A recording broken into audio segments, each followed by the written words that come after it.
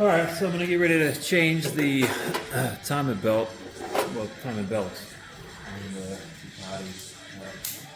And they're under here, so I got to get all this exhaust and everything out of the way to pull the covers off.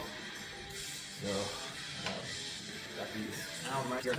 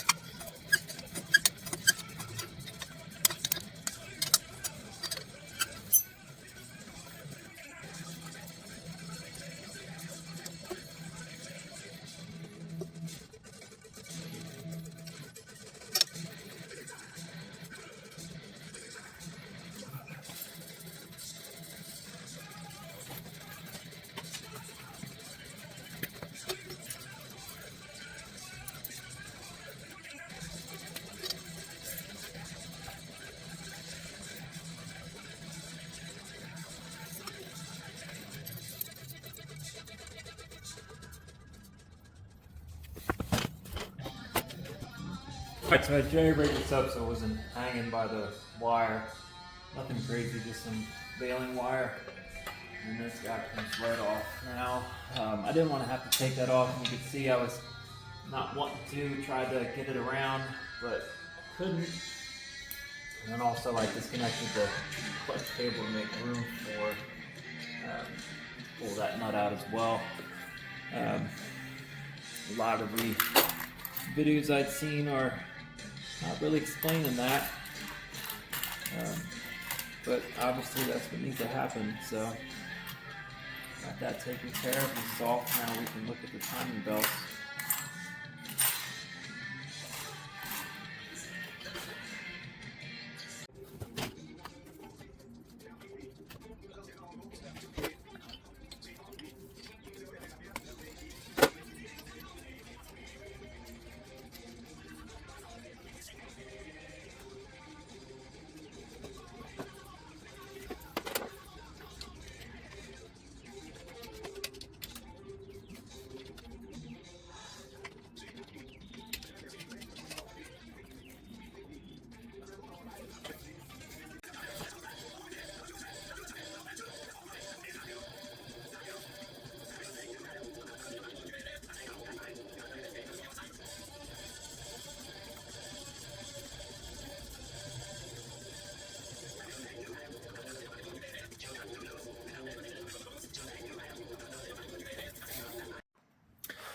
All right, so you saw me pull the spark plugs out of the other side and then start messing with the clutch and gear change so I could put the transmission in high gear.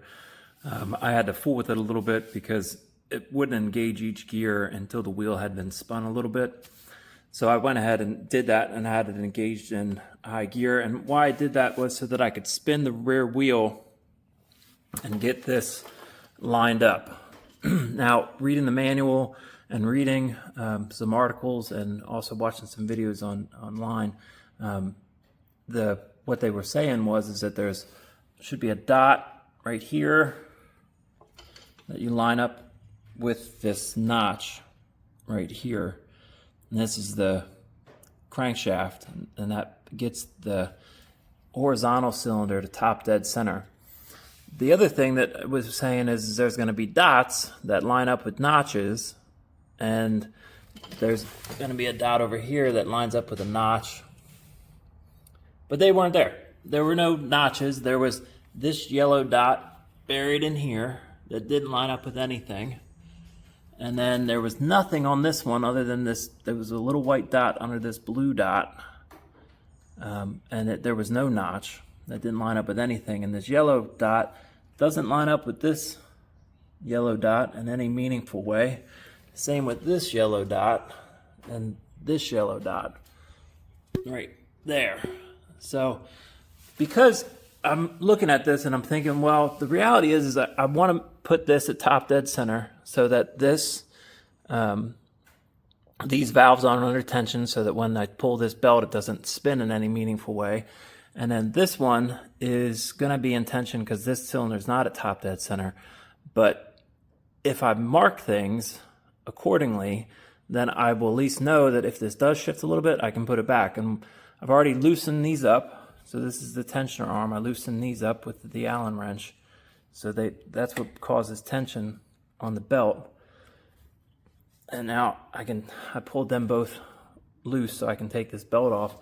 But as you can see, I marked here, and I made these marks here and made a little notch there. So next time I don't have any confusion or headache about where these notches and things are supposed to line up. I'm swinging under this piece of exhaust here. Anyway, you can see the new notch there and the mark for setting that up. So now these guys can come off, and what I'll do is I made a mark here, and you can see I made a mark under there. So I know basically the idea is I'll count the teeth from that dot to that dot and put it on a new belt. And then I can pull this outer belt off. I marked inside already, and I'll count the teeth on that guy and mark that belt accordingly too. I wrote on this one that this is the horizontal belt so that I know which belt is which and I can do it all at once.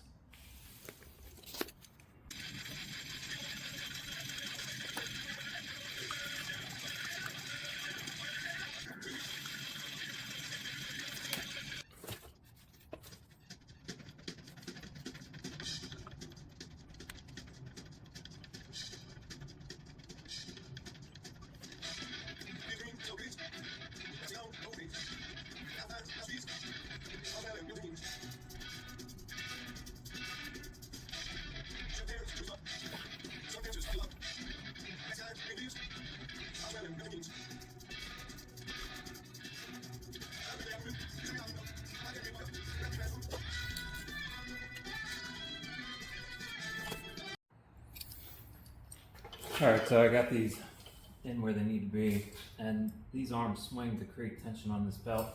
Now there are two ways that I've read about going to do this, and Ducati actually wants you to use an acoustic tuner, similar to what you would use to tune a guitar, and pluck this belt and measure the frequency, and it's supposed to be at 110 hertz.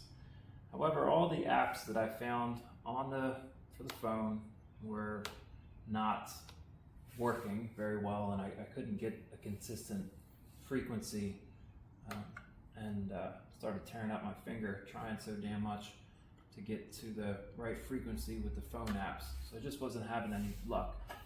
The other measurement that I found was that I've seen a lot of people use is a 5 and a 6 millimeter wrench. Basically, if a 5 slides through and a 6 doesn't, then it's the right tension. And there's some variance in it, so I kind of was like, all right, well, that feels about the same tension as this feels, the same movement. So I felt like that was good. So I'm going to go ahead and put this all back together, torquing these down to 19 foot-pounds on both, and then reassembling all of this.